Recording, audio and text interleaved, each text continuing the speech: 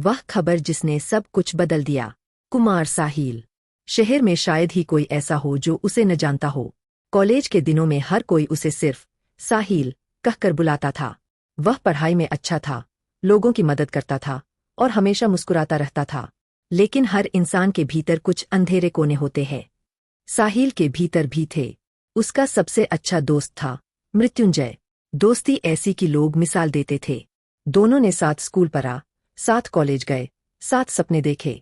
लेकिन एक दिन सब बदल गया। मृत्युंजय की एक गर्लफ्रेंड थी। वह उसे बहुत प्यार करता था। दूसरी ओर साहिल की भी एक गर्लफ्रेंड थी जिसे मृत्युंजय हमेशा सम्मान और मर्यादा के साथ देखता था। फिर भी कहीं भीतर छिपी ईर्ष्या, तुलना और लालच ने साहिल को बदल दिया। शुरुआत एक सामान्य बातचीत से हुई, फिर मुलाकातें और फिर गुप्त डेटिंग।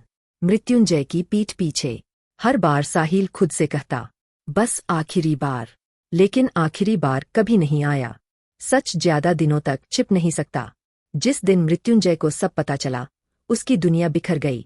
उसने किसी से झगड़ा नहीं किया, कोई बदला नहीं लिया, कोई शोर नहीं मचाया, बस चुप हो गया।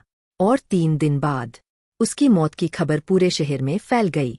उस रात साहिल अपने कमरे में बैठा था। फोन बजा। स्क्रीन पर अनजान नंबर चमक रहा था। हेलो। दूसरी तरफ भारी आवाज थी। क्या आप कुमार साहिल बोल रहे हैं? जी। कुछ सेकंड की खामोशी, फिर शब्द आए। मृत्युंजय नहीं रहा। साहिल के हाथ से फोन गिर गया। कमरा घूमने लगा। सांस रुक गई। दिल जैसे सीने में फटने लगा। नहीं। वह बुदबुदाया। नहीं, ये नहीं हो सकता। लेकिन हो चुका था। अंतिम संस्कार में सैकड़ों लोग आए। साहिल भी आया। लेकिन किसी ने उससे बात नहीं की। लोगों की आंखों में सवाल थे, गुस्सा था, नफरत थी और सबसे ज्यादा निराशा थी। मृत्युंजय की मां ने उसे देखा। उनकी आंखों में आंसू नहीं थे, बस एक खालीपन था। उन्होंने केवल एक वाक्य कहा, तुम दोनों मेरे बेटे थे। और वह वाक्य साहिल के हृदय में किसी तलवार की तरह उतर गया। उस रात वह सो नहीं पाया। सुबह के लगभग 3 बजे थे। अचानक उसके कमरे में रखी पुरानी घड़ी अपने आप चलने लगी। टिक टिक टिक। जबकि वह वर्षों से बंद थी। कमरे का तापमान गिरने लगा। खिड़कियां बंद थीं। फिर भी पर्दे हिल रहे थे। साहिल उठकर बैठ गया। और तभी उसे कमरे के कोने में एक आकृति दिखाई दी। धुंधली, अस्पष्ट, लेकिन पहचानने योग्य। उसका दिल रुक सा गया, क्योंकि वह चेहरा मृत्युंजय का था। साहिल। आवाज आई, धीमी, दूर से आती हुई। तूने सिर्फ मुझे नहीं खोया, तूने कुछ और भी जगा दिया है। अचानक पूरा कमरा सफेद रोशनी से भर गया। दीवारें गायब हो गईं। समय जैसे टूट गया। और साहिल ने पहली बार उस चीज को देखा जिसे इंसानियत सदियों से सिर्फ मिथक समझती आई थी। काल द्वार। एक ऐसा द्वार जो समय, मृत्यु और वास्तविकता के बीच मौजूद था। और उसके उस पार कुछ भयानक जाग चुका था। कुछ ऐसा जो केवल मृत्युंजय की मौत से मुक्त हुआ था। साहिल को तब नहीं पता था कि यह केवल अपराधबोध की कहानी नहीं थी। यह एक ऐसी यात्रा की शुरुआत थी जो उसे पृथ्वी से बाहर, भविष्य की सभ्यताओं तक, भूले हुए जादुई साम्राज्यों तक, समय की दरारों तक और अंततः अपने ही विनाश तक ले जाएगी। कालद्वार। साहिल की आंखें चौंधिया गईं। सफेद रोशनी पूरे कमरे में फैल चुकी थी। ऐसा लग रहा था मानो वास्तविकता खुद फट रही हो। दीवारें पिघलती हुई दिखाई दे रही थीं और उनके पीछे अनंत अंधकार का एक समुद्र मौजूद था। उस अंधकार के बीच एक विशाल द्वार तैर रहा था, करीब 20 फीट ऊंचा, काले धातु जैसा बना हुआ। उस पर अजीब प्रतीक उकेरे हुए थे जो लगातार बदल रहे थे।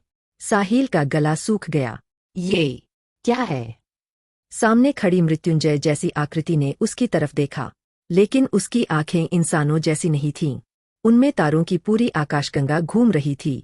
कालद्वार। आवाज कमरे में गूंज उठी। समय और मृत्यु के बीच का मार्ग। मृत्युंजय।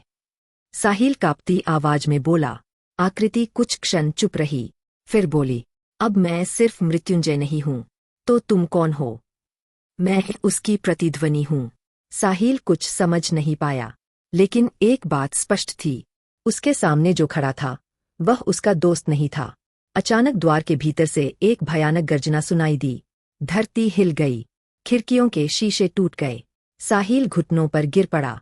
फिर उसने देखा, द्वार के भीतर दो विशाल लाल आंखें खुलीं, इतनी बड़ी कि पूरा कमरा उनमें समा सकता था। नहीं, प्रतिध्वनि ने फुसफुसाया, वह जाग चुका है। कौन? निहार। कौन निहार? वह जो समय को खाता है। अचानक एक काली ऊर्जा द्वार से बाहर निकली। वह किसी जीवित सांप की तरह हवा में लहराती हुई साहिल की ओर बढ़ी। साहिल भागने की कोशिश करता, इससे पहले ही वह ऊर्जा उसके सीने में घुस गई। आह! भयानक दर्द। ऐसा लगा जैसे लाखों सुइयां उसके शरीर में एक साथ चुभ रही हों। फिर सब शांत हो गया। साहिल हाफता हुआ जमीन पर पड़ा था, लेकिन कुछ बदल चुका था। उसे हर चीज अलग महसूस हो रही थी। घड़ी की टिक टिक, बाहर बहती हवा, दूर कहीं भौंकता हुआ कुत्ता, सब कुछ। तुम अब सामान्य इंसान नहीं रहे, प्रतिध्वनि बोली। क्या किया तुमने मेरे साथ? मैंने कुछ नहीं किया। निहार ने तुम्हें चुन लिया है। क्यों? क्योंकि तुम्हारे भीतर अपराधबोध है, और अपराधबोध सबसे शक्तिशाली ईंधन होता है। साहिल की रीढ़ में सिहरन दौड़ गई। तभी उसके दिमाग में अचानक कुछ चित्र चमके। एक विशाल भविष्य का शहर, उड़ती हुई इमारतें, आकाश में तैरते युद्धपोत, लाखों रोबोट, और उनके बीच एक सिंहासन, जिस पर बैठा था खुद साहिल। लेकिन उसका चेहरा अलग था, क्रूर, निर्दयी, और उसकी आंखें पूरी तरह काली थीं। साहिल चीख पड़ा। चित्र गायब हो गया। तुमने क्या देखा? प्रतिध्वनि ने पूछा। मैं। साहिल हकलाया। मैंने खुद को देखा। प्रतिध्वनि की आंखों में चिंता चमक उठी। तो फिर देर हो चुकी है। मतलब? निहार तुम्हें सिर्फ चुन नहीं रहा, वह तुम्हें बना रहा है। अचानक द्वार कांपने लगा। उसके ऊपर बने प्रतीक चमक उठे, एक एक करके। फिर उनमें से एक प्रतीक हवा में उभर आया। वह किसी प्राचीन भाषा का चिन्ह था, और जैसे ही साहिल ने उसे देखा, उसे उसका अर्थ समझ में आ गया। बिना सीखे, बिना पढ़े, जैसे ज्ञान सीधे उसके दिमाग में भर दिया गया हो। अपराधी। उस प्रतीक का यही अर्थ था। साहिल का चेहरा सफेद पड़ गया। मैंने गलती की थी। उसकी आंखों से आंसू बह निकले। मैं उसे मारना नहीं चाहता था। प्रतिध्वनि कुछ देर उसे देखती रही, फिर बोली, मुझे पता है, लेकिन समय इरादे नहीं देखता, सिर्फ परिणाम देखता है। उसी क्षण एक और आवाज गूंजी, लेकिन इस बार वह प्रतिध्वनि की नहीं थी। वह कहीं बहुत दूर से आ रही थी, जैसे पूरे ब्रह्मांड के पार से। कुमार साहिल, भागो, वे आ रहे हैं। कौन? साहिल चिल्लाया, लेकिन जवाब देने से पहले ही द्वार फट गया, और उसमें से 3 काले कवच पहने योद्धा बाहर कूद पड़े। उनकी ऊंचाई 7 फीट से भी ज्यादा थी। हाथों में चमकती हुई तलवारें थीं, और उनके हेलमेट पर वही चिन्ह बना था, अपराधी। उनमें से एक ने तलवार उठाई, लक्ष्य की पुष्टि। दूसरे ने कहा, समय अपराधी साहिल की पहचान हो चुकी है। तीसरे ने अपनी तलवार सीधी उसकी ओर तान दी। आदेश है, उसे जीवित पकड़ो। और अगले ही पल उन तीनों ने एक साथ हमला कर दिया। समय अपराधी। तीनों काले कवचधारी योद्धा बिजली की गति से साहिल की ओर बढ़े। साहिल कुछ समझ पाता, उससे पहले ही पहली तलवार उसके सिर के ऊपर से गुजरी। धड़ाम। पीछे की दीवार 2 हिस्सों में बंट गई। भागो, प्रतिध्वनि चिल्लाई। साहिल ने बिना सोचे दौड़ लगा दी। सीढ़ियां उतरते हुए उसका पैर फिसला, लेकिन किसी अदृश्य शक्ति ने उसे गिरने नहीं दिया। उसी समय उसके हाथों के चारों ओर नीली ऊर्जा चमकने लगी। दूसरी तरफ, शहर के दूसरे छोर पर, सनी अपने कमरे में वीडियो गेम खेल रहा था। अचानक उसकी स्क्रीन काली हो गई। उस पर केवल एक संदेश दिखाई दिया, काल द्वार सक्रिय हो चुका है। सनी की आंखें फैल गईं। नहीं। वह कुर्सी से उछल पड़ा। इतनी जल्दी कैसे? उधर अंकित अपने दोस्तों के साथ चाय पी रहा था। तभी उसके मोबाइल पर एक अजीब नोटिफिकेशन आया। स्क्रीन पर केवल एक लाल चिन्ह बना था। अंकित ने देखते ही कप नीचे रख दिया। क्या हुआ? उसके दोस्त ने पूछा। अंकित हल्का सा मुस्कुराया। उसका मशहूर डायलॉग निकल गया, तुमको लग रहा होगा, लेकिन ऐसा नहीं है। फिर उसका चेहरा गंभीर हो गया। मुसीबत शुरू हो चुकी है। उसी समय शहर के पुराने हिस्से में इशित एक लाइब्रेरी में बैठा प्राचीन किताबें पढ़ रहा था। अचानक उसकी मेज पर रखी 1000 साल पुरानी किताब अपने आप खुल गई। उसके पन्नों पर एक नाम चमक रहा था, कुमार साहिल। इशित के चेहरे का रंग उड़ गया। तो भविष्यवाणी सच थी। और सबसे दूर एक पहाड़ी क्षेत्र में साहिल गुप्ता तारों को देख रहा था। अचानक आसमान में नीली बिजली चमकी, उसकी कलाई पर बना अजीब निशान जलने लगा। वह दर्द से कराह उठा, लेकिन उसके चेहरे पर मुस्कान आ गई। आखिरकार खेल शुरू हो गया। वापस वर्तमान में साहिल जान बचाकर भाग रहा था। पीछे से तलवारों की आवाजें लगातार करीब आ रही थीं। अचानक एक योद्धा उसके सामने प्रकट हो गया, जैसे उसने समय को मोड़ दिया हो। भागने का प्रयास व्यर्थ है। साहिल रुक गया। अब बचने का कोई रास्ता नहीं था। योद्धा ने तलवार उठाई, लेकिन जैसे ही वार होने वाला था, धड़ाम, किसी ने पीछे से आकर योद्धा को जोरदार लात मारी। वह कई मीटर दूर जा गिरा। साहिल ने आश्चर्य से देखा। सामने एक लड़का खड़ा था, काले जैकेट में, चेहरे पर हल्की मुस्कान। इतनी जल्दी मरने का प्लान है क्या? सनी। साहिल हैरान रह गया। तू यहाँ? बाद में बताऊंगा। सनी ने हाथ घुमाया। नीली ऊर्जा की एक लहर निकली। तीनों योद्धे पीछे जा गिरे, लेकिन तभी हवा फटने जैसी आवाज आई। एक सुनहरा द्वार खुला। उसमें से 3 और लोग बाहर आए। अंकित, इशित और साहिल गुप्ता। साहिल स्तब्ध रह गया। ये सब क्या हो रहा है? अंकित मुस्कुराया। तुमको लग रहा होगा कि हम सामान्य इंसान हैं। वह थोड़ा रुका, लेकिन ऐसा नहीं है। यह सुनकर सनी ने माथा पकड़ लिया। यार, तू हर बार यही डायलॉग क्यों मारता है? क्योंकि सही बैठता है, अंकित ने गर्व से कहा। इशित आगे बढ़ा। उसकी आंखों में चिंता थी। साहिल, हमारे पास समय बहुत कम है। तुम्हें हमारे साथ चलना होगा, कहा। साहिल ने पूछा। साहिल गुप्ता पहली बार बोला। वर्ष 3098 में। क्या? क्योंकि जिस निहार का नाम तुमने सुना है। साहिल गुप्ता की आवाज भारी हो गई। वह भविष्य में पूरी मानव सभ्यता को खत्म कर चुका है। साहिल कुछ समझ पाता उससे पहले आसमान फट गया। बादलों के बीच एक विशाल चेहरा उभरा। लाल आंखें, अनंत अंधकार। वही चेहरा जिसे उसने काल द्वार के भीतर देखा था। निहार।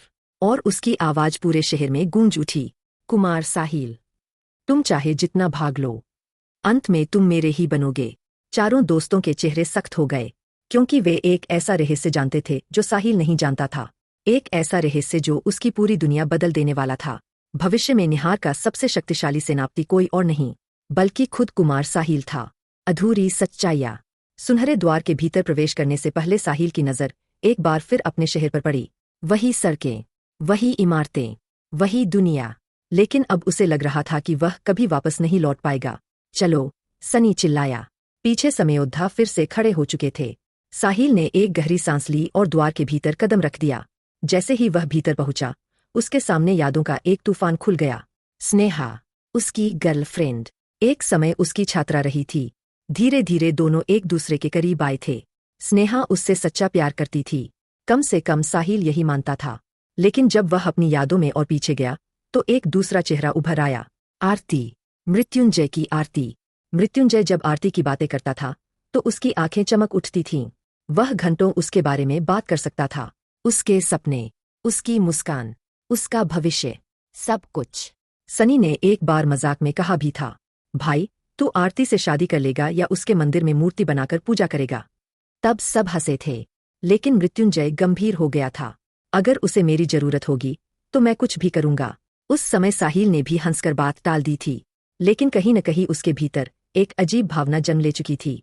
ईर्ष्या, तुलना, अहंकार। आरती और साहिल की बातचीत शुरू हुई, फिर बढ़ती चली गई। कुछ बातें छिपकर होने लगीं, कुछ मुलाकातें भी। ऐसी बातें जिनके बारे में मृत्युंजय को कभी पता नहीं चलना चाहिए था। वर्तमान में लौटते हुए साहिल का सिर दर्द से फटने लगा। बस करो, उसने बुदबुदाया। मैं यह सब याद नहीं करना चाहता। इशित उसकी ओर देखने लगा। तुम्हें करना होगा। क्यों? क्योंकि निहार तुम्हारी यादों से शक्ति ले रहा है। साहिल गुप्ता ने एक होलोग्राम सक्रिय किया। उसमें मृत्युंजय की अंतिम दिनों की गतिविधियां दिखाई देने लगीं। सैकड़ों डेटा रिकॉर्ड, संदेश, कॉल लॉग, डिजिटल ट्रेस। साहिल स्तब्ध रह गया। ये सब क्या है? भविष्य की जांच, अंकित बोला। हमने समय रेखा का अध्ययन किया है। तो बताओ। साहिल लगभग चिल्ला पड़ा।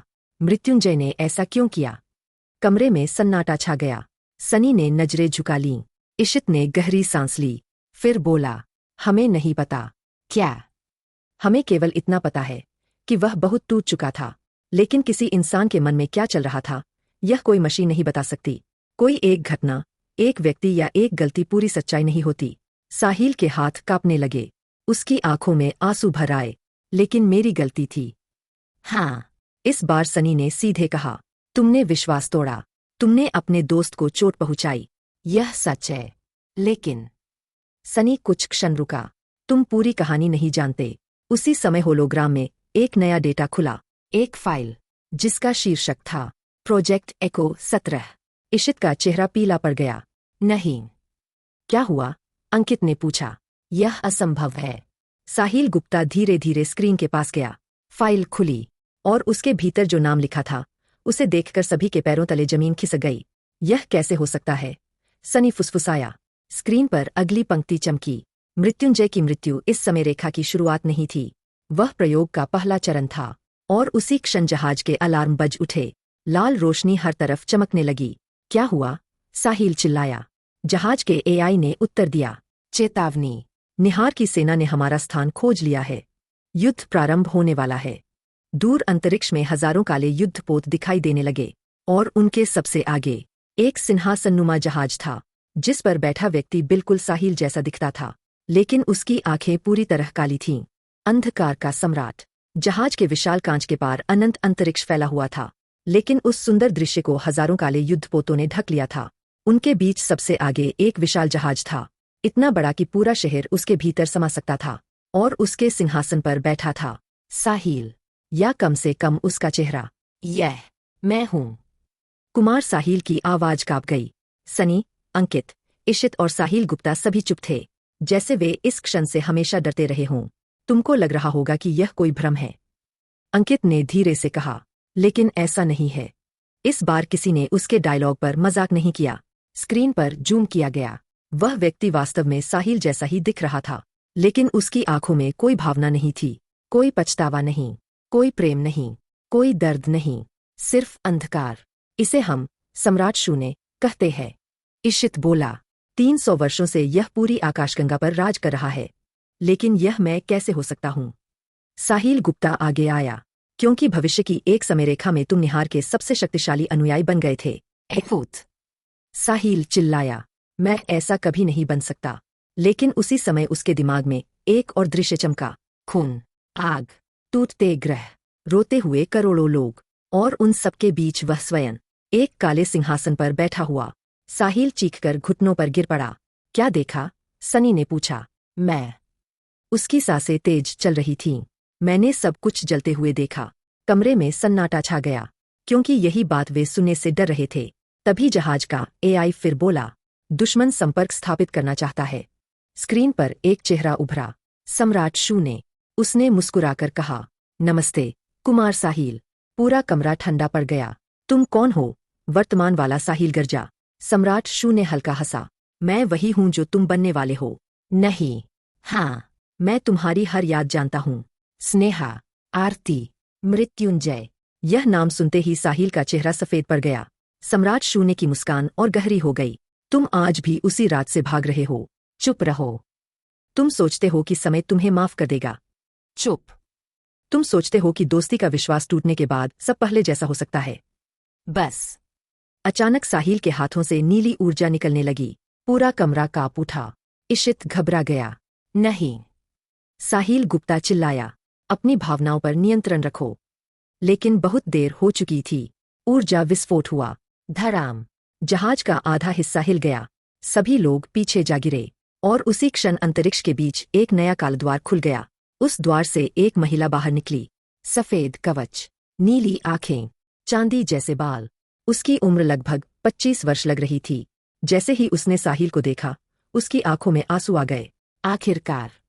वह फुसफुसाई, मैंने तुम्हें ढूंढ लिया। सनी और इशित एकदम खड़े हो गए। यह यहाँ कैसे आ गई? अंकित के चेहरे का रंग उड़ गया। अब तो सच में समस्या हो गई। कौन है यह? साहिल ने पूछा। महिला धीरे धीरे उसकी ओर बढ़ी। फिर उसने वह बात कही जिसने सबको स्तब्ध कर दिया। मेरा नाम आर्या है, और भविष्य की समय रेखा में। उसकी आवाज टूट गई। मैं तुम्हारी पत्नी हूं। कमरे में ऐसा सन्नाटा छा गया जैसे समय खुद रुक गया हो।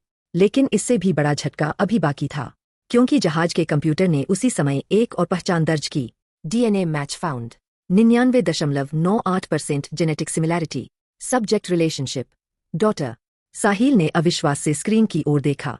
उस पर लिखा था आर्या की जैविक माता स्नेहा। और उसी क्षण दूर अंतरिक्ष में सम्राट शू ने मुस्कुराने लगा, जैसे वह जानता हो कि असली खेल अब शुरू हुआ है।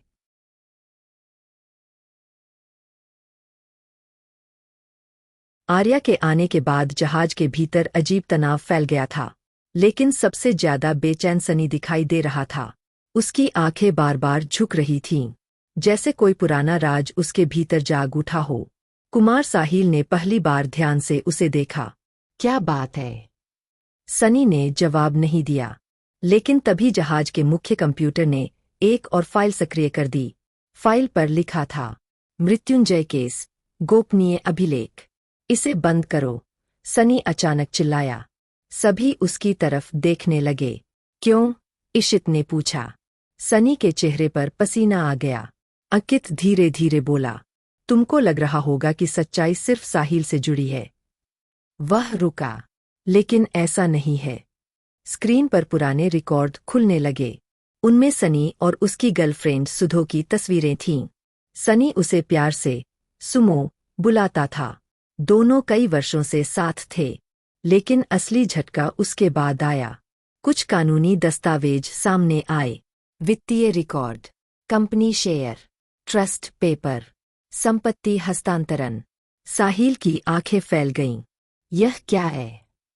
इशित धीरे धीरे बोला। मृत्युंजय के परिवार की कुछ संपत्तियां बाद में कई अलग अलग कंपनियों के नेटवर्क में चली गई थीं। सनी ने मुट्ठियां भींच लीं। मामला इतना आसान नहीं है। तो समझाओ। सनी चुप रहा। कुछ सेकंड बाद उसने सिर झुका लिया। मैंने उसे भरोसा दिलाया था कि मैं हमेशा उसके साथ हूं। कमरे में सन्नाटा छा गया। और बाद में मैंने ऐसे फैसले लिए जिनसे मुझे फायदा हुआ। साहिल अविश्वास से उसे देखता रहा। तू भी? सनी की आंखों में अपराधबोध दिखाई दिया। मैंने खुद को समझाया था कि मैं सही कर रहा हूं, कि मैं सिर्फ अवसर का उपयोग कर रहा हूं, कि किसी को पता नहीं चलेगा। आर्या धीरे धीरे बोली, यही तो निहार की सबसे बड़ी शक्ति है। क्या मतलब? वह लोगों को राक्षस नहीं बनाता, वह सिर्फ उनके भीतर मौजूद कमजोरियों को बढ़ा देता है। सभी चुप हो गए। आर्या ने साहिल की ओर देखा। तुम्हारे भीतर अपराधबोध था, सनी के भीतर लालच था, किसी और के भीतर अहंकार होगा। और निहार, वह इन्हीं दरारों से प्रवेश करता है।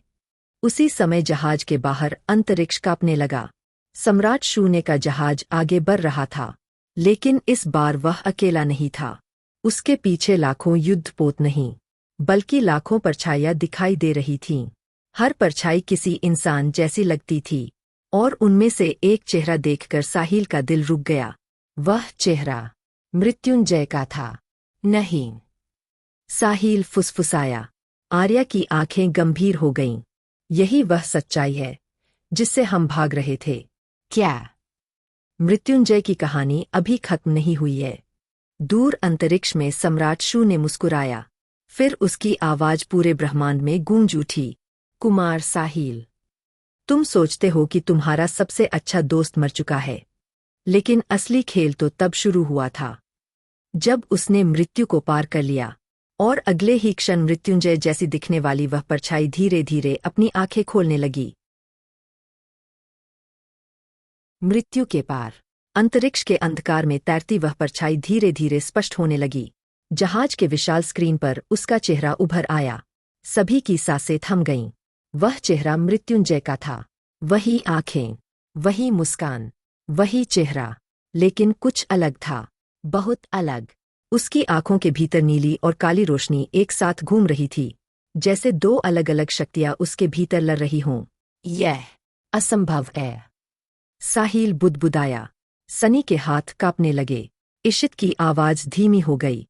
हमने सोचा था कि यह सिर्फ एक सिद्धांत है। क्या सिद्धांत? आर्या ने पूछा। इशित ने स्क्रीन की ओर देखा। प्रोजेक्ट इको-17। कमरे में फिर सन्नाटा छा गया। साहिल गुप्ता आगे बढ़ा। 300 साल पहले वैज्ञानिकों ने आत्मा, चेतना और समय के संबंध पर प्रयोग शुरू किए थे। और और उन्हें एक ऐसा व्यक्ति चाहिए था जिसके भीतर भावनात्मक ऊर्जा असाधारण हो।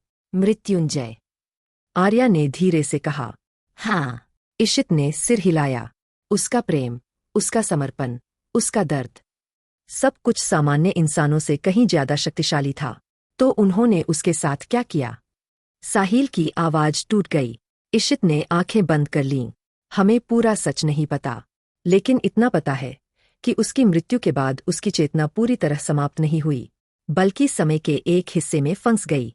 अचानक स्क्रीन पर मौजूद मृत्युंजय ने सिर उठाया और पहली बार सीधे कैमरे की तरफ देखा, जैसे वह उन्हें देख सकता हो। साहिल। उसकी आवाज सुनते ही साहिल के पैरों तले जमीन खिसक गई। वह वही आवाज थी, वही पुरानी, वही दोस्त वाली। मृत्युंजय। स्क्रीन पर मौजूद चेहरा मुस्कुराया, लेकिन उसकी मुस्कान में गहरा दर्द था। तुम अब भी खुद को दोष दे रहे हो। साहिल की आंखों में आंसू आ गए। मुझे माफ कर दे। मैंने सब बर्बाद कर दिया। मृत्युंजय कुछ पल चुप रहा, फिर बोला, सच्चाई उतनी सरल नहीं है जितनी तुम सोचते हो। सभी हैरान रह गए। मतलब? अचानक सम्राट शून्य खड़ा हो गया। उसके चेहरे की मुस्कान गायब हो चुकी थी। बस। वह गरजा, अब और नहीं। अचानक लाखों काले युद्धपोत आगे बढ़ने लगे। अलार्म बजने लगे। युद्ध चेतावनी, युद्ध चेतावनी। आर्या ने अपनी ऊर्जा तलवार निकाल ली। सनी ने हथियार सक्रिय किया। अंकित ने गहरी सांस ली। तुमको लग रहा होगा कि हम जीत सकते हैं। सनी चिल्लाया। भाई अभी भी डायलॉग मार रहा है। लेकिन ऐसा नहीं है। अंकित ने पूरा किया। इशित ने सिर पकड़ लिया। युद्ध शुरू हो चुका था। हजारों जहाज आपस में टकराने लगे। ऊर्जा किरणें अंतरिक्ष को चीर रही थीं। विस्फोटों की चमक पूरे ब्रह्मांड को रोशन कर रही थी। और उसी अराजकता के बीच मृत्युंजय की परछाई गायब हो गई। लेकिन जाने से पहले उसने केवल एक वाक्य कहा, अगर सच्चाई जाननी है तो पृथ्वी पर वापस जाओ। साल 2025 और आरती से मिलो। यह सुनते ही सभी स्तब्ध रह गए। आरती? लेकिन क्यों? कोई जवाब नहीं मिला, क्योंकि उसी क्षण एक विशाल ऊर्जा गोला सीधे उनके जहाज से आ टकराया। धड़ाम! पूरा जहाज कांप उठा। आर्या गिर पड़ी। साहिल दीवार से जा टकराया। सिस्टम फेल होने लगे। और फिर कंप्यूटर की ठंडी आवाज गूंजी। आपातकालीन स्थिति। जहाज नष्ट होने वाला है। समय कूद, टाइम जंप, प्रारंभ। गंतव्य पृथ्वी। वर्ष 2025 इंच। और अगले ही क्षण पूरा जहाज एक नीले भंवर में समा गया। वर्ष 2025 का रहस्य। नीला भंवर धीरे धीरे शांत हुआ। जहाज बुरी तरह क्षतिग्रस्त था। सिस्टम बंद पड़े थे। कई हिस्सों से धुआं निकल रहा था। सब ठीक है? आर्या ने उठते हुए पूछा। जिंदा है, यही बहुत है। सनी ने जवाब दिया। अंकित ने चारों ओर देखा। तुमको लग रहा होगा कि हम सुरक्षित पहुंच गए हैं। सनी ने घूर कर देखा, लेकिन ऐसा नहीं है। अंकित ने गंभीरता से कहा। इस बार कोई नहीं हंसा। जहाज के बाहरी कैमरे सक्रिय हुए। स्क्रीन पर जो दिखा उसे देखकर सभी चुप हो गए। वह पृथ्वी थी, लेकिन भविष्य वाली नहीं। पुरानी पृथ्वी। वर्ष 2025। हम पहुंच गए, इशित ने धीरे से कहा। कुमार साहिल के दिल की धड़कन तेज हो गई, क्योंकि यही वह समय था जब सब कुछ टूटना शुरू हुआ था। यही वह समय था जब मृत्युंजय जिंदा था, और आरती भी। कुछ घंटे बाद सभी एक साधारण कार में शहर की ओर जा रहे थे। उन्होंने भविष्य के कपड़ों की जगह सामान्य कपड़े पहन लिए थे। साहिल खिड़की से बाहर देख रहा था। हर सड़क उसे पुरानी यादें दिला रही थी। मृत्युंजय के साथ बिताए दिन, कॉलेज की बातें, दोस्ती, हंसी, सपने, और फिर विश्वासघात। उसने आंखें बंद कर लीं। अगर मैं समय बदल दूं तो? उसने धीरे से पूछा। आर्या ने तुरंत सिर हिलाया। नहीं। क्यों? क्योंकि समय के साथ छेड़छाड़ हमेशा कीमत मांगती है। लेकिन अगर मैं सब ठीक कर दूं? आर्या की आंखों में उदासी उतर आई। हर कोई यही सोचता है, और फिर सब कुछ और बिगड़ जाता है। कुछ देर बाद वे शहर के एक पुराने इलाके में पहुंचे, वहीं जहां आरती रहती थी। साहिल का दिल जोर जोर से धड़कने लगा। कई वर्षों बाद वह उससे मिलने जा रहा था। दरवाजा खुला। सामने लगभग 24 से 25 वर्ष की एक युवती खड़ी थी। आरती। समय जैसे रुक गया। आरती ने पहले साहिल को देखा, फिर बाकी लोगों को, और अचानक उसके चेहरे का रंग उड़ गया। नहीं, वह फुसफुसाई, यह नहीं हो सकता। सभी हैरान रह गए। आप हमें पहचानती है? इशित ने पूछा। आरती की नज़र सीधे आर्या पर टिक गई। उसकी आंखों में डर उतर आया। तुम यहाँ कैसे हो सकती हो? आर्या भी स्तब्ध थी। आप मुझे जानती है? आरती के हाथ कांपने लगे। यह असंभव है। तुम तो अभी पैदा भी नहीं हुई हो। कमरे में सन्नाटा छा गया। सनी ने धीरे से कहा, मुझे यह बिल्कुल पसंद नहीं आ रहा। तभी आरती ने दरवाजा पूरी तरह खोला। अंदर आओ। अब शायद समय आ गया है कि मैं सच बता दूं। सभी अंदर चले गए। आरती उन्हें सीधे अपने कमरे में ले गई। कमरे के कोने में एक पुरानी लोहे की तिजोरी रखी थी। उसने तिजोरी खोली। अंदर से एक मोटी डायरी निकाली। डायरी के कवर पर धूल जमी हुई थी, लेकिन उसके ऊपर लिखा नाम साफ दिखाई दे रहा था, मृत्युंजय। साहिल का दिल जैसे रुक गया। यह? हाँ, आरती बोली। उसने यह डायरी अपनी मौत से कुछ दिन पहले मुझे दी थी, और कहा था कि अगर कभी समय के बाहर से लोग तुम्हें खोजते हुए आए, तो उन्हें यह दे देना। सभी के शरीर में सिहरन दौड़ गई। लेकिन उसे कैसे पता था? इशित ने पूछा। आरती ने धीरे धीरे डायरी खोली। पहले कुछ पन्ने सामान्य थे, फिर अचानक एक पन्ने पर अजीब चिन्ह बने दिखाई दिए। वही चिन्ह जो कालद्वार पर बने थे। साहिल के हाथ कांपने लगे, और तभी डायरी के बीच से एक पुरानी तस्वीर नीचे गिर गई। सभी की नज़र उस तस्वीर पर गई, और अगले ही क्षण पूरा कमरा स्तब्ध रह गया, क्योंकि तस्वीर में खड़े लोग थे। कुमार साहिल, सनी, अंकित, इशित, आर्या, और उनके बीच मुस्कुराता हुआ मृत्युंजय। लेकिन तस्वीर के पीछे लिखा वर्ष था 3127, जबकि वह तस्वीर कम से कम 2025 में छिपाकर रखी गई थी। साहिल के मुंह से बस एक शब्द निकला, असंभव। और तभी डायरी का आखिरी पन्ना अपने आप खुल गया। उस पर केवल एक वाक्य लिखा था, निहार मेरा दुश्मन नहीं है, निहार मुझसे डरता है। डायरी का अंतिम संदेश। कमरे में सन्नाटा छा गया। सभी की निगाहें डायरी के आखिरी पन्ने पर जमी थीं। निहार मेरा दुश्मन नहीं है, निहार मुझसे डरता है। सनी ने धीरे धीरे पढ़ा, फिर सिर उठाकर बोला, मुझे लगता है हम अब तक पूरी कहानी गलत समझ रहे थे। अंकित ने पहली बार बिना अपना मशहूर डायलॉग बोले गंभीर स्वर में कहा, शायद। आरती कुर्सी पर बैठ गई। उसकी आंखों में पुरानी यादों की नमी उतर आई। मृत्युंजय पिछले कुछ महीनों में बदल गया था। कैसे? साहिल ने पूछा। वह कई बार ऐसी बातें करता था जो समझ में नहीं आती थीं। जैसे? वह कहता था कि समय सीधा नहीं चलता, कि कुछ लोग भविष्य की आवाज सुन सकते हैं, और कि एक दिन उसके दोस्त उसके पास वापस आएंगे। साहिल का गला सूख गया। क्या उसने मेरा नाम लिया था? आरती कुछ क्षण चुप रही, फिर बोली, हाँ। साहिल की धड़कन रुक सी गई। उसने कहा था कि एक दिन कुमार साहिल खुद को माफ नहीं कर पाएगा। यह सुनते ही साहिल की आंखें झुक गईं। कई सालों से वह यही तो झेल रहा था। हर रात, हर सपना, हर याद। उसी समय डायरी के पन्ने चमकने लगे। नीली रोशनी पूरे कमरे में फैल गई। सब पीछे हटो, इशित चिल्लाया। लेकिन बहुत देर हो चुकी थी। डायरी के बीच से एक होलोग्राम उभर आया। धीरे धीरे एक चेहरा बनता गया, और फिर मृत्युंजय उनके सामने खड़ा था। वही मुस्कान, वही शांत चेहरा। लेकिन यह कोई भूत नहीं था। यह एक रिकॉर्ड किया हुआ संदेश था। अगर तुम लोग यह देख रहे हो, तो इसका मतलब है कि योजना का पहला चरण पूरा हो चुका है। सभी एकदम चुप हो गए। साहिल। मृत्युंजय की नज़र सीधे उसकी ओर थी। तुम शायद सोच रहे हो कि मैं तुमसे नफरत करता हूँ। साहिल की आंखों में आंसू आ गए। और शायद तुम खुद से भी नफरत करते हो। कमरे में कोई आवाज नहीं थी। फिर मृत्युंजय ने कहा, लेकिन मेरी बात ध्यान से सुनो।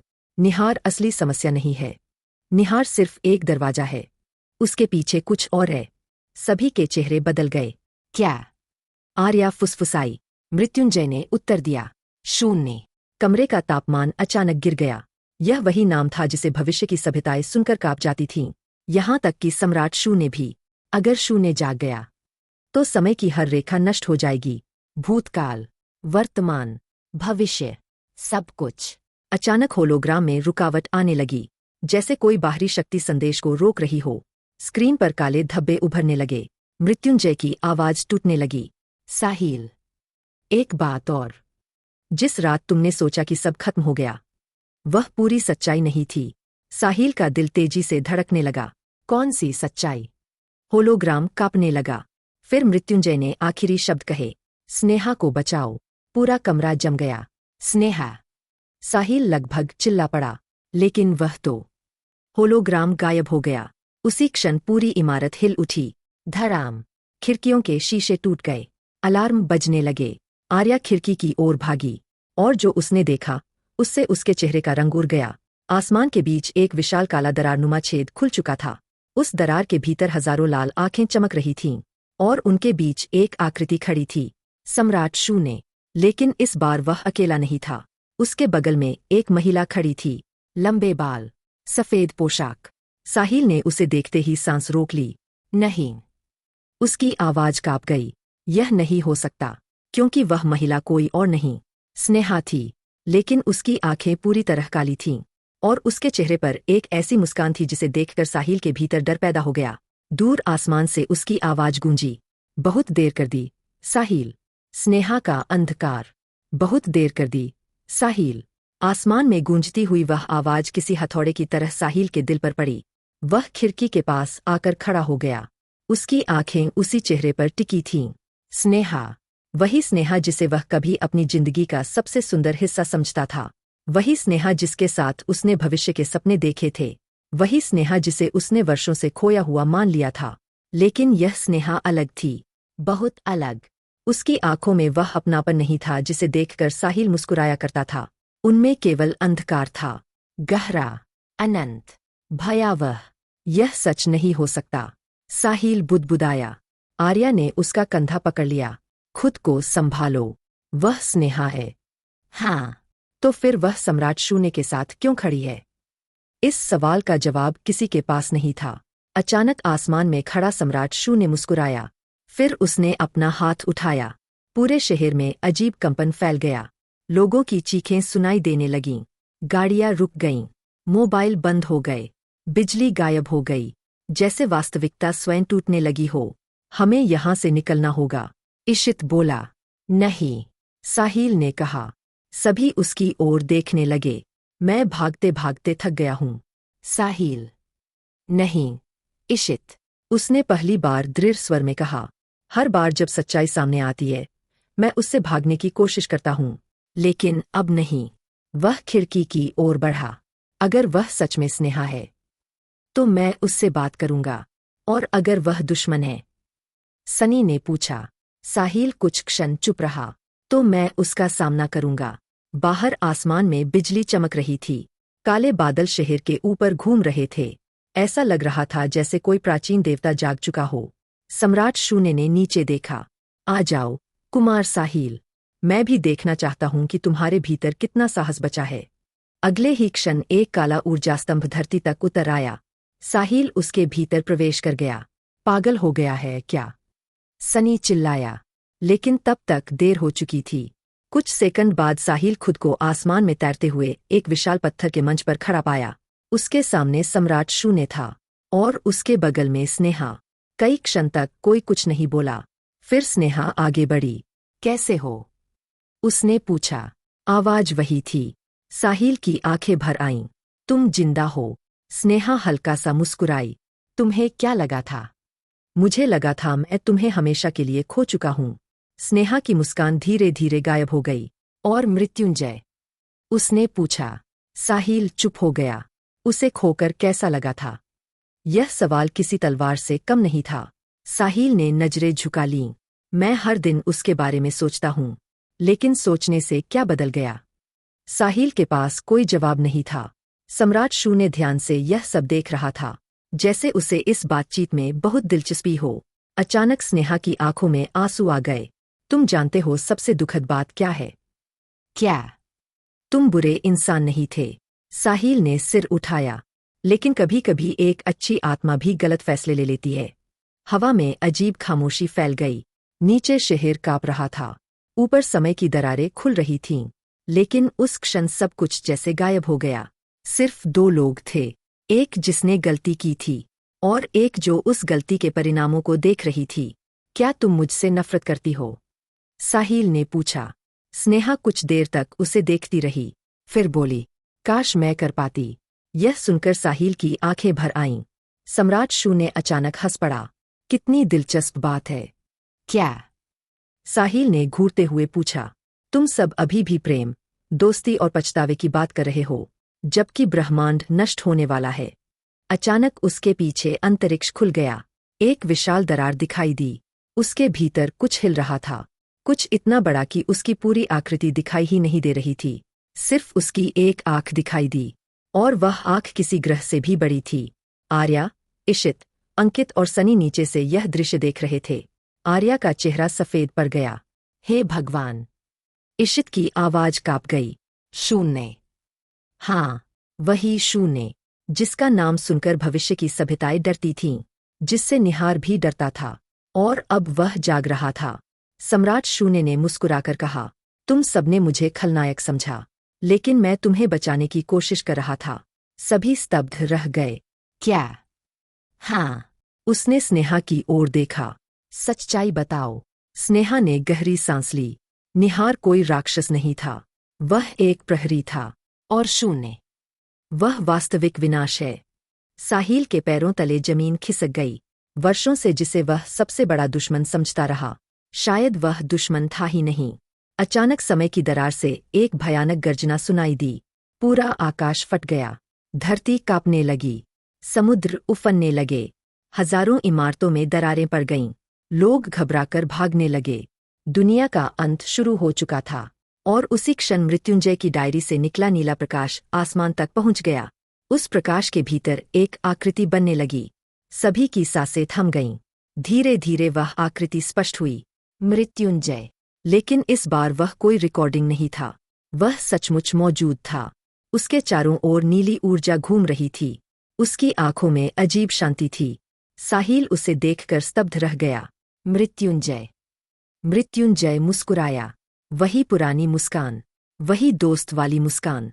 बहुत समय हो गया, दोस्त। साहिल के भीतर वर्षों से जमा हुआ दर्द अचानक बाहर आ गया। मुझे माफ कर दो। उसकी आवाज टूट गई। मैंने सब बर्बाद कर दिया। मैंने तुम्हें धोखा दिया। मैंने दोस्ती खो दी। मैंने। बस।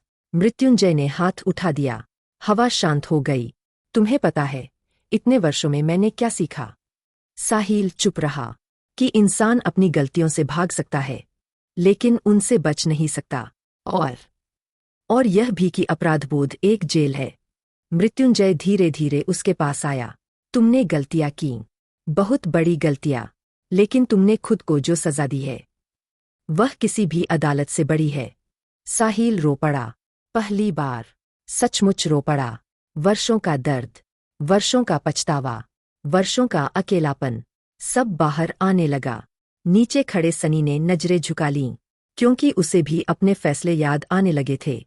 मृत्युंजय उसकी ओर मुड़ा। और सनी कांप गया। हाँ, तुम भी अपने सच से भागते रहे हो। सनी ने कुछ नहीं कहा, क्योंकि उसके पास कहने को कुछ था ही नहीं। मृत्युंजय ने फिर अंकित की ओर देखा। और तुम? अंकित घबरा गया। मैंने क्या किया? मृत्युंजय हल्का सा हंसा। तुमको लग रहा होगा कि तुम निर्दोष हो। अचानक सनी की हंसी छूट गई। मृत्युंजय भी मुस्कुरा उठा। लेकिन ऐसा नहीं है। कुछ सेकंड के लिए सभी हंस पड़े। यह शायद वर्षों में पहली बार था जब इस कहानी में हंसी सुनाई दी। लेकिन वह क्षण ज्यादा देर नहीं टिका, क्योंकि शून्य की आंख पूरी तरह खुल चुकी थी, और उसके खुलते ही आकाश का एक हिस्सा गायब हो गया, जैसे अस्तित्व को किसी ने मिटा दिया हो। न कोई विस्फोट, न कोई आवाज, बस शून्यता, पूर्ण शून्यता। मृत्युंजय का चेहरा गंभीर हो गया। समय आ गया है। किस बात का? साहिल ने पूछा। मृत्युंजय ने उसकी ओर देखा। निर्णय का। कौन सा निर्णय? या तो तुम अपने अतीत के कैदी बने रहो, या फिर वह इंसान बनो जो तुम्हें होना चाहिए था। दूर शून्य फिर गरजा। ब्रह्मांड कांप उठा। और पहली बार कुमार साहिल को महसूस हुआ कि उसकी असली लड़ाई निहार, सम्राट शून्य या किसी राक्षस से नहीं थी। उसकी असली लड़ाई खुद से थी। उस इंसान से, जो वर्षों से अपने अपराधबोध में डूबा हुआ था। और शायद ब्रह्मांड को बचाने का पहला कदम भी यही था। निर्णय का क्षण। शून्य की विशाल आँख आकाश में खुली हुई थी। उसकी पुतली के भीतर अनगिनत आकाशगंगाएं जन्म ले रही थीं और नष्ट हो रही थीं, मानो पूरा ब्रह्मांड उसके लिए केवल एक खिलौना हो। नीचे पृथ्वी काँप रही थी। शहरों में अफरातफरी मची हुई थी। लाखों लोग आसमान की ओर देख रहे थे, लेकिन उन्हें समझ नहीं आ रहा था कि वे वास्तव में क्या देख रहे हैं, क्योंकि शून्य को पूरी तरह देख पाना किसी सामान्य मनुष्य के लिए संभव नहीं था। जो जितना ज्यादा उसे देखता, उसकी बुद्धि उतनी ही विचलित होने लगती। मृत्युंजय ने अपना हाथ उठाया। नीली ऊर्जा का एक विशाल घेरा पृथ्वी के चारों ओर फैल गया। कुछ क्षण के लिए कंपन रुक गया। समय जैसे धीमा पड़ गया। मेरे पास बहुत कम शक्ति बची है, मृत्युंजय बोला। तो फिर जल्दी बताओ, आर्या ने कहा। हमें क्या करना होगा? मृत्युंजय की नज़र साहिल पर टिक गई। सब कुछ उसी पर निर्भर करता है। साहिल चुप रहा। उसे महसूस हो रहा था कि कुछ बहुत बड़ा होने वाला है, कुछ ऐसा जो उसके पूरे जीवन का अर्थ बदल देगा। मृत्युंजय ने धीरे धीरे कहा, कुमार साहिल, तुम्हें पता है कि सम्राट शून्य कौन है? भविष्य वाला मैं। नहीं। सभी चौंक गए। क्या मतलब? इशित बोला। मृत्युंजय ने गहरी सांस ली। सम्राट शून्य वास्तव में कुमार साहिल नहीं है। कमरे में सन्नाटा छा गया, लेकिन उसका चेहरा, उसका शरीर, उसकी यादें, सब नकली है। सनी स्तब्ध रह गया। तो फिर वह है कौन? मृत्युंजय का चेहरा गंभीर हो गया। वह शून्य का पहला अवतार है। अचानक दूर खड़ा सम्राट शून्य मुस्कुराने लगा, जैसे वह इस रहस्य के सामने आने का इंतजार कर रहा था। आखिरकार, उसने कहा। किसी ने सच बता ही दिया। हवा में अजीब कंपन फैल गया, और अगले ही क्षण सम्राट शून्य का चेहरा बदलने लगा। उसकी त्वचा पिघलने लगी, आंखें बदल गईं, आकृति विकृत होने लगी। कुछ सेकंड बाद वहां साहिल नहीं था, वहां कुछ और खड़ा था। कुछ ऐसा जो किसी भी भाषा में वर्णित नहीं किया जा सकता, मानो अंधकार ने इंसानी आकार धारण कर लिया हो। आर्या पीछे हट गई। इशित का चेहरा सफेद पड़ गया। अंकित पहली बार पूरी तरह चुप था, और सनी ने धीरे से कहा, हे भगवान। उस जीव ने हंसना शुरू किया। उसकी हंसी सुनकर हवा कांपने लगी। मनुष्य हमेशा एक ही गलती करते हैं। वे सोचते हैं कि सबसे बड़ा खतरा बाहर है, जबकि सबसे बड़ा खतरा उनके भीतर होता है। उसकी नज़र साहिल पर टिक गई। मैं तुम्हारे भीतर पैदा हुआ था, तुम्हारे अपराधबोध से, तुम्हारे लालच से, तुम्हारी कमजोरी से। साहिल के पैरों तले जमीन खिसक गई। नहीं। हाँ, जब तुमने पहली बार अपने दोस्त से झूठ बोला था। मैं पैदा हुआ जब तुमने अपने कर्मों को सही ठहराने की कोशिश की थी। मैं मजबूत हुआ, और जब तुमने खुद को माफ करने से इनकार कर दिया। मैं अमर हो गया। पूरा आकाश कांप उठा। मृत्युंजय ने धीरे से कहा, यही कारण है कि मैं तुम्हें वर्षों से खोज रहा था। क्यों? क्योंकि केवल तुम ही इसे समाप्त कर सकते हो। साहिल ने सिर उठाया। कैसे? मृत्युंजय ने उत्तर दिया, लड़कर नहीं तो स्वीकार करके। सभी चौंक गए। क्या? तुम्हें अपने अतीत को स्वीकार करना होगा, अपनी गलतियों को स्वीकार करना होगा, अपने अपराधबोध को छोड़ना होगा, वरना शून्य हमेशा जीवित रहेगा। दूर खड़ा अंधकारमय प्राणी अचानक क्रोधित हो गया। चुप रहो। उसकी गर्जना से आसमान फट गया। हजारों बिजली की धाराएं पृथ्वी पर गिरने लगीं। समुद्रों में तूफान उठने लगे। और तभी साहिल के भीतर कुछ टूट गया। वर्षों से वह केवल एक ही बात सोचता आया था, काश मैं समय में पीछे जा पाता, काश मैं सब ठीक कर पाता, काश। लेकिन अब उसे पहली बार समझ आया कि वह वास्तव में क्या चाहता था। वह समय नहीं बदलना चाहता था, वह अपने दर्द से भागना चाहता था। मृत्युंजय उसकी ओर देख रहा था। वही दोस्त जिसे उसने खो दिया था, वही दोस्त जो अब भी उसे समझ रहा था। और तभी साहिल की आंखों से आंसू बहने लगे। मैंने गलतियां की। उसकी आवाज कांप रही थी। बहुत बड़ी गलतियां। मैंने विश्वास तोड़ा, मैंने लोगों को चोट पहुंचाई, मैंने खुद को भी धोखा दिया। पूरा आकाश सुन रहा था। अंधकार में प्राणी बेचैन होने लगा। रुको। लेकिन साहिल अब नहीं रुका। मैं अपने किए हुए काम मिटा नहीं सकता, मैं अतीत नहीं बदल सकता, लेकिन मैं उसे स्वीकार करता हूँ, और मैं भागना बंद करता हूँ।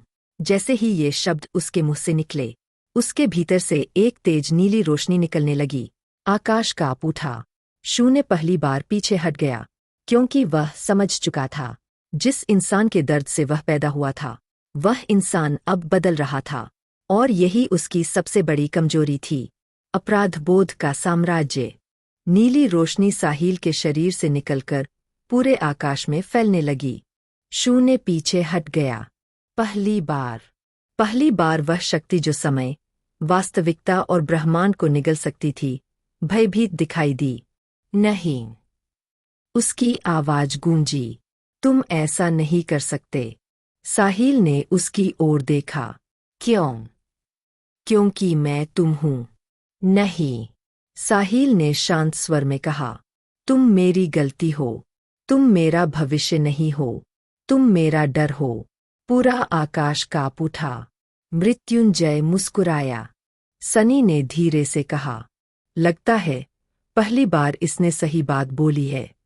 अंकित बोला, तुमको लग रहा होगा कि मैं भावुक हो गया हूं। सनी ने घूरा, लेकिन ऐसा नहीं है। इस बार सभी हल्का सा हंस पड़े। यह शायद अंतिम युद्ध से पहले का आखिरी हल्का क्षण था। दूर खड़ी स्नेहा सब कुछ देख रही थी। उसकी काली आंखों में पहली बार हलचल दिखाई दी। स्नेहा, साहिल ने पुकारा। वह चौंक गई। मेरी तरफ देखो। कुछ क्षण तक दोनों एक दूसरे को देखते रहे। क्या तुम अभी भी वहां हो? स्नेहा की आंखों में आंसू चमक उठे, लेकिन अगले ही पल शून्य गरज उठा। चुप! काली ऊर्जा की लहर स्नेहा के चारों ओर फैल गई। वह दर्द से चीख उठी। आर्या आगे बढ़ी। वह उसे नियंत्रित कर रहा है। इशित ने कहा, अगर हम स्नेहा को मुक्त कर पाए तो शून्य कमजोर हो जाएगा। कैसे? मृत्युंजय ने उत्तर दिया, उसे उसकी सबसे सच्ची याद वापस दिलानी होगी। कौन सी? मृत्युंजय मुस्कुराया। वह याद जो अंधकार भी नहीं मिटा सकता। साहिल समझ गया। उसे वह दिन याद आया। कॉलेज का एक साधारण दिन। बारिश हो रही थी। स्नेहा लाइब्रेरी की सीढ़ियों पर बैठी थी।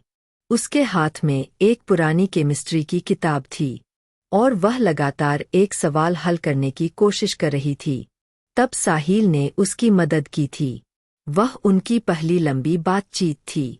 न कोई नाटक, न कोई बड़ा रोमांस, बस दो लोग, एक सवाल और बारिश। मुझे याद है। साहिल ने आंखें बंद कर लीं। अचानक उसके चारों ओर नीली ऊर्जा घूमने लगी। उस याद का दृश्य आकाश में उभर आया। बारिश, लाइब्रेरी, स्नेहा की मुस्कान, उसका झेंपना, उसका कहना, सर, मुझे लगता है मैं यह सवाल कभी नहीं कर पाऊंगी। और साहिल का जवाब, कोशिश करने वाले लोग अक्सर वही कर जाते हैं जो उन्हें असंभव लगता है। दूर खड़ी स्नेहा कांप उठी। उसकी आंखों में काली ऊर्जा टूटने लगी। शून्य क्रोधित हो गया। नहीं, यह स्मृति नष्ट हो चुकी थी। लेकिन वह गलत था। कुछ यादें मिटती नहीं, वे केवल छिप जाती है। और जैसे जैसे वह दृश्य स्पष्ट हुआ, स्नेहा की आंखों का अंधकार कम होने लगा। साहिल, उसने पहली बार सामान्य आवाज में कहा। साहिल का दिल तेजी से धड़कने लगा। मैं यहाँ हूँ। स्नेहा रो पड़ी। मैं बहुत थक गई हूँ। मुझे पता है। मैंने बहुत अंधेरा देखा है। मुझे पता है। क्या अब सब खत्म हो जाएगा? साहिल जवाब दे पाता उससे पहले शून्य ने पूरी शक्ति के साथ हमला कर दिया। आकाश फट गया। असंख्य काली बिजली की धाराएं पृथ्वी की ओर बढ़ीं। लाखों लोग खतरे में थे। मृत्युंजय ने उन्हें रोकने की कोशिश की, लेकिन उसकी शक्ति कम हो रही थी, बहुत कम। आर्या ने यह देख लिया। कुछ गड़बड़ है, इशित बोला। क्या? मृत्युंजय कमजोर हो रहा है। मृत्युंजय मुस्कुराया। आखिरकार किसी ने नोटिस किया। सभी उसकी ओर देखने लगे। क्या मतलब? कुछ सेकंड तक वह चुप रहा, फिर बोला, मैं वास्तव में यहाँ हूँ ही नहीं। सन्नाटा, पूर्ण सन्नाटा। क्या? साहिल फुसफुसाया। मैं केवल बची हुई चेतना हूँ। एक प्रतिध्वनि, एक स्मृति, एक अधूरा अस्तित्व। साहिल का दिल बैठ गया। नहीं। हाँ। मृत्युंजय मुस्कुराया। जिस दोस्त से तुम बात कर रहे हो वह वर्षों पहले जा चुका है। साहिल की आंखें भर आईं। फिर यह सब क्या है? मेरी आखिरी इच्छा, मेरा आखिरी वादा। और तुम्हें बचाने की कोशिश। हवा भारी हो गई। सनी ने नजरें झुका लीं। अंकित चुप हो गया। यहाँ तक कि आर्या भी कुछ नहीं बोली, क्योंकि वे समझ गए थे। मृत्युंजय शुरू से जानता था कि वह इस युद्ध के अंत तक नहीं बचेगा। और फिर भी वह यहाँ आया था, अपने दोस्त के लिए, उसी दोस्त के लिए जिसने उसे सबसे ज्यादा दुख दिया था। साहिल रो पड़ा। क्यों? क्योंकि तुम मेरे दोस्त थे, मृत्युंजय ने सरलता से कहा। और दोस्ती हमेशा आसान नहीं होती, लेकिन मैं इसके लायक नहीं हूं। शायद। मृत्युंजय हंसा। लेकिन फैसला मेरा है। दूर शू ने फिर गरजा। वह कमजोर हो रहा था, लेकिन अब भी खतरनाक था, बहुत खतरनाक। और तभी मृत्युंजय का शरीर चमकने लगा। नीली रोशनी उसके भीतर से निकल रही थी, जैसे कोई तारा अपने अंतिम क्षणों में चमकता है। आर्या का चेहरा सफेद पड़ गया। नहीं। वह क्या कर रहा है? इशित समझ गया। हे भगवान, वह खुद को बलिदान करने वाला है। साहिल चीख पड़ा। नहीं। लेकिन मृत्युंजय मुस्कुराता रहा। कुछ कहानियां बलिदान के बिना पूरी नहीं होतीं। और पहली बार साहिल को महसूस हुआ कि त्रासदी अभी शुरू हुई है, क्योंकि शायद वह अपने दोस्त को दूसरी बार खोने वाला था। दूसरा विदा। आकाश टूट रहा था। समय की दरारें पृथ्वी के ऊपर सांपों की तरह फैल चुकी थीं। शून्य का विशाल स्वरूप लगातार बदल रहा था। कभी वह अंधकार का समुद्र बन जाता, कभी लाखों चेहरों का समूह, कभी एक ऐसी आकृति जिसे देखकर मनुष्य की बुद्धि जवाब दे जाए। लेकिन इस समय किसी की नज़र उस पर नहीं थी। सभी की नज़र मृत्युंजय पर थी। उसका शरीर अब पारदर्शी होने लगा था। नीली रोशनी उसके भीतर से निकल रही थी, जैसे किसी दीपक का अंतिम प्रकाश। नहीं। साहिल की आवाज कांप रही थी। तुम मुझे छोड़कर नहीं जा सकते। मृत्युंजय मुस्कुराया। मजेदार बात जानते हो? क्या? जब हम स्कूल में थे, तब मुझे हमेशा लगता था कि सबसे पहले मैं ही बूढ़ा होऊंगा। साहिल की आंखों में आंसू आ गए। उसे याद आया, वह पुराना मैदान, वह क्रिकेट, वह गर्मी की छुट्टियां, वह बेफिक्र दुनिया, जहां भविष्य का सबसे बड़ा डर यह होता था कि कल का होमवर्क पूरा होगा या नहीं। मृत्युंजय हंसा। और अब देखो, हम ब्रह्मांड बचाने की कोशिश कर रहे हैं। कुछ क्षण के लिए सभी मुस्कुरा दिए। फिर वह मुस्कान गायब हो गई, क्योंकि सच्चाई सामने खड़ी थी। यह शायद उनकी आखिरी बातचीत थी। साहिल धीरे धीरे उसके पास आया। मैंने कभी तुमसे ठीक से माफी नहीं मांगी। मृत्युंजय चुप रहा। मैं डरता रहा। मुझे पता है।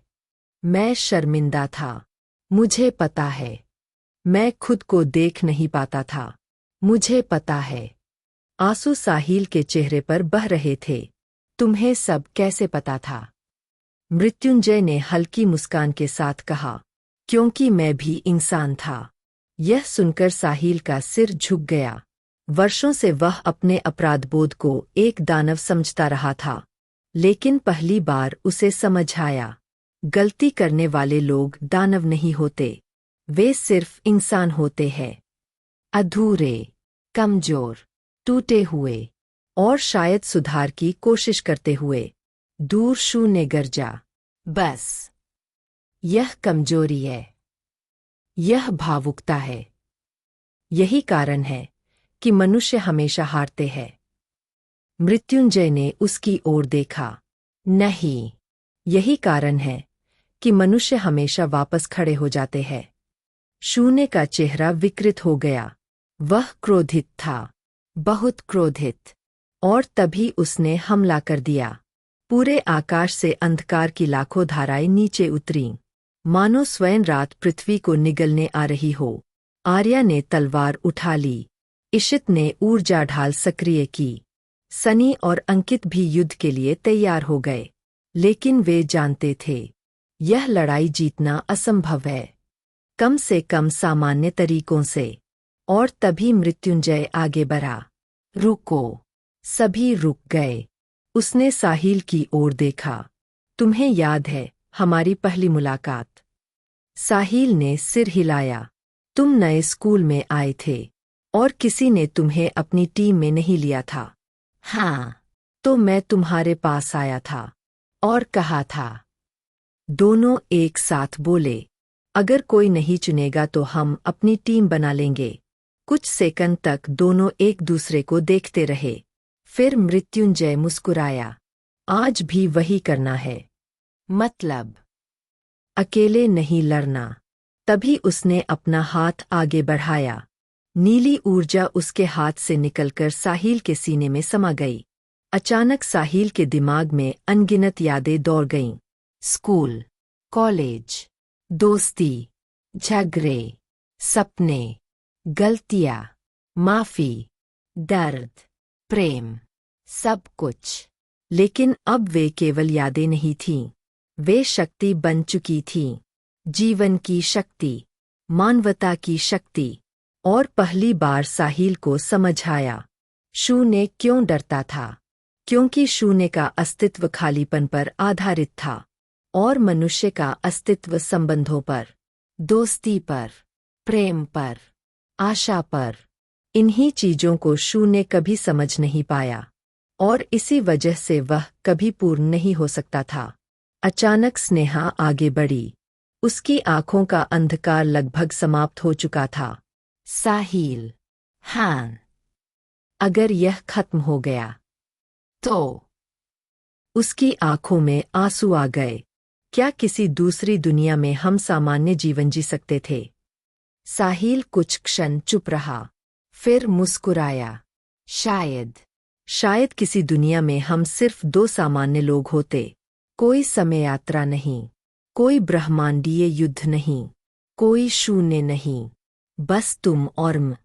स्नेहा रो पड़ी, क्योंकि वह जानती थी ऐसी दुनिया शायद कभी नहीं आएगी। दूर शून्य की शक्ति फिर बढ़ने लगी। वह समझ चुका था कि समय खत्म हो रहा है। और तभी उसने अपना अंतिम रूप धारण कर लिया। पूरा आकाश गायब हो गया, सूरज गायब हो गया, तारे गायब हो गए, सिर्फ शून्य बचा, पूर्ण शून्यता।